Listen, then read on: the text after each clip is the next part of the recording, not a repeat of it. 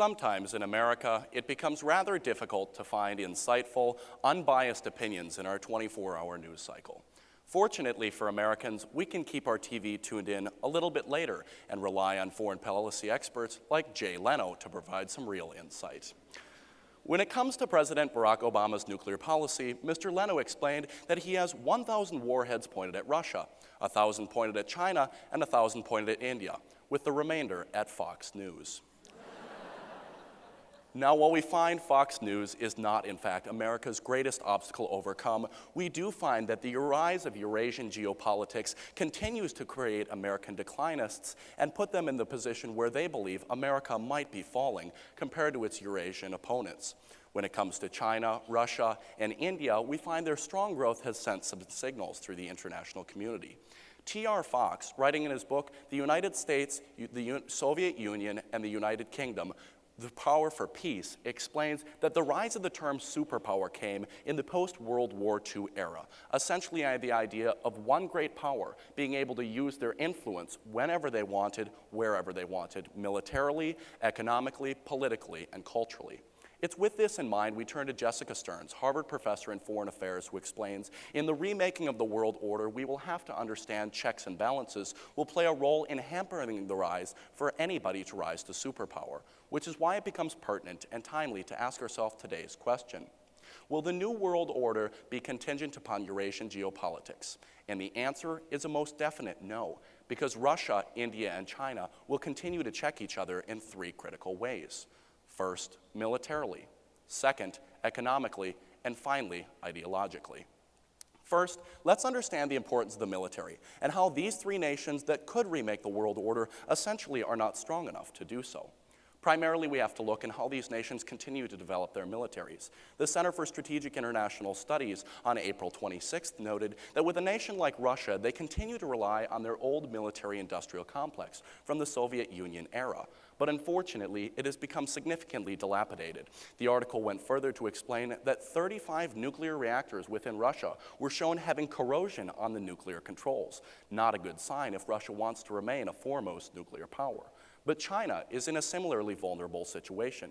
On May 27th, Stratford Intelligence Brief posited that China's chief military officer, when visiting United States Secretary of Defense Robert Gates, explained that China lacks at least 35 years behind the United States. And while they continue to invest in military technology, there is no way in which they can undermine our strong troops and our strong technology.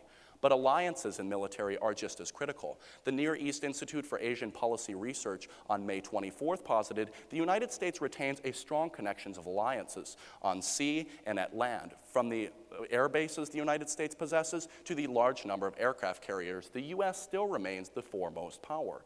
Nations like India and China still lag behind, and in competing for the influence in the East Asian realm, will still lack that influence, which is why Joseph Nye, writing in his article, The Future of American Power, explains the U.S. will continue to rely on its alliance in being what allows it to preserve the current global order.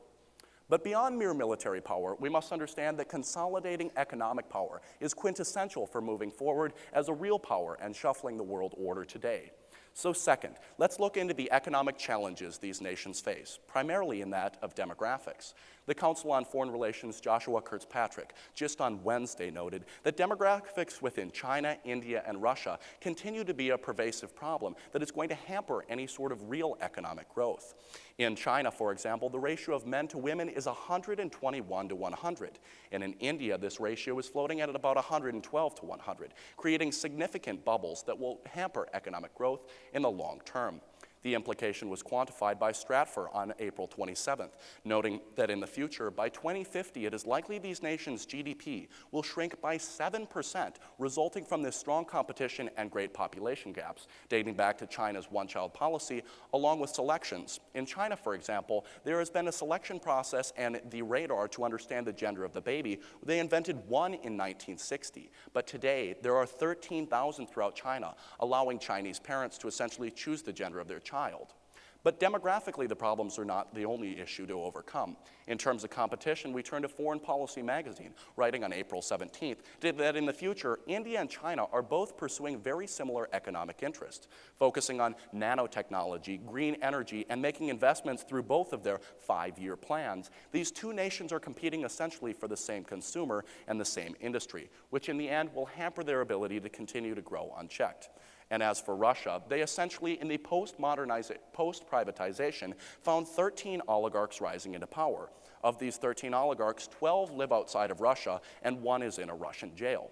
The corruption that pervades the Russian economy will continue to strangle it and prevent any real growth in the future. But finally, let's understand the ideological challenges these nations must overcome to become a superpower or remake the world order, and how it's simply not going to happen. Culturally, we turn to the insight of Foreign Policy magazine's Matt Lin in another article, a professor at MIT who notes, moving forward, we see that many view China as a unified policy. In the book, Sei Hung, The Army of Blue Ants, basically explains the rest of the world sees China as simply one nation, but within it, there are a vast amount of ideological, political, and religious divides. The article went further to explain that those in Beijing have a 13% favorable approval of those in Shanghai, and vice versa is true as well. Those in the rural communities are jealous of those in the urban communities, and the urban communities frown upon the transition. And it is these types of internal divides that are going to prevent China from culturally rising up and being able to question a state like the United States.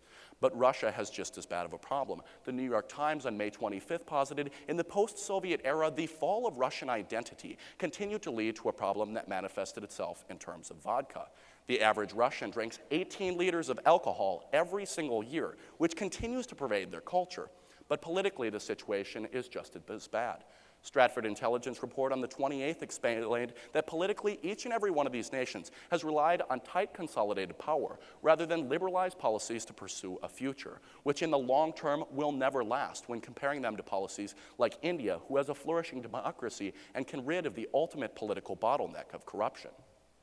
So, as we return to the all-important question of will the remaking of the world order rely on Eurasian geopolitics, the answer is a most definite no, because the rise of Russia, India, and China, those Eurasian powers, will simply check each other, and they're not strong enough to become a foremost superpower. First, they lack the military apparatus. Second, they lack the economic strength. And finally, they lack the ideological vigor. So it seems that the predictions about the future might be very difficult. But strongmen like Vladimir Putin do also have weakness. Sky News explained that Putin hired a band to cover the band of ABBA in Russia, including some favorite songs like Dancing Queens. So we can all survive comfortably knowing that Putin knows how to dance, Putin knows how to jive, and Putin is having the time of his life.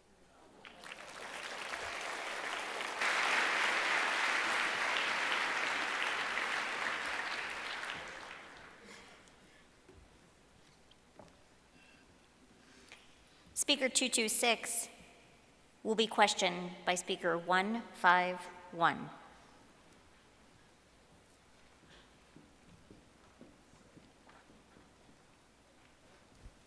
Thanks. So I'd like to begin with a quote from the venerated political philosopher Soulja Boy. In his song Superman, he explains, "You can catch me at your local party, yes, I crank it every day." You speak of the Chinese military, which seems to not have dominance. However, a Korea Times article of May 28, 2011 explains that it's attempted to achieve some degree of military hegemony in the Korean Peninsula and the South China Sea. So in that sense, hasn't there been a military shift with regard to Asia since the United States hasn't been able to involve itself as greatly as it previously did? No. When you look at the Center for Strategic International Studies report I cited earlier, we find the United States is still far better positioned than any nation in East Asia, with the nuclear umbrella strongly aligning us with Japan. With strong ideological and economic ties to China, we will continue to have regional partners that will be far more effective in countering China's weight in the South Asian Sea. Moreover, spats with China with nations like Vietnam and the Koreas continue to prove that China cannot resolve policy militarily, even though it has a few more assets in terms of guns and ships.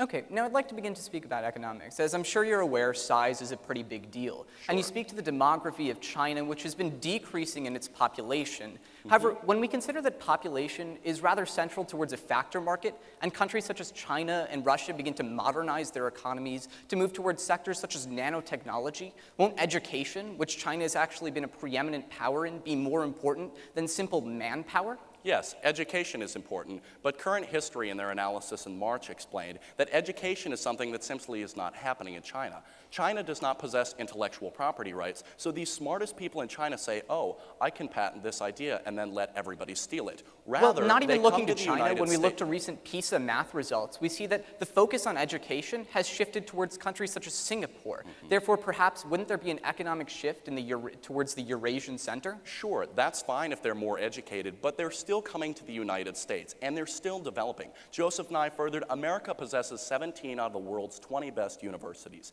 and that will continue to make us the ideological and innovative center of the world, no matter what policy China pursues.